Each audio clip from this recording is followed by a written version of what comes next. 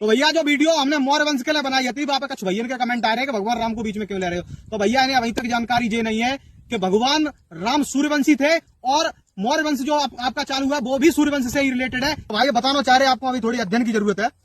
कि सूर्यवंश के महाराज रघु हुए हैं, रघु के पुत्र प्रबद्ध हुए, प्रबद्ध के संखड़ हुए, संखड़ के सुदर्शन हुए, सुदर्शन के पुत्र अग्निवर्ण हुए और कई पीढ़ियों बाद महाराज अज हुए और महाराज अज के पुत्र हुए महाराज दशरथ और दशरथ के पुत्र हुए मर्यादा पुरुषोत्तम भगवान प्रभु श्री रामचंद्र और राम के पुत्र दो हुए जिनका नाम लव और कुश था। ठीक है, तो कुश के पुत्र अतिथि हुए, अतिथि के निषाद हुए, निषाद के नल हुए, नल के नवश हुए और कुश की 6वीं पीढ़ी पर जाकर के महाराज पुंडरीक पैदा हुए और पुंडरीक की 43वीं पीढ़ी पर, शॉर्टकट बता रहे क्योंकि वीडियो लंबी हो जाए, मैन जो है 43वीं पीढ़ी पर जाकर के सात्य महाराज पैदा हुए। उनके बाद 48वीं पीढ़ी पर सिद्धार्थ, जिनको आप गौतम बुद्ध के नाम से जानते हो, जो भगवान के रूप में प्रकट हुए सिद्धार्थ। ठीक है, उनके 48वीं पीढ़ी के बाद में 56वीं पीढ़ी पर चंद्रगुप्त मौर्य पैदा हुए। चंद्रगुप्त मौर्य की 57 पीढ़ी पर जाकर के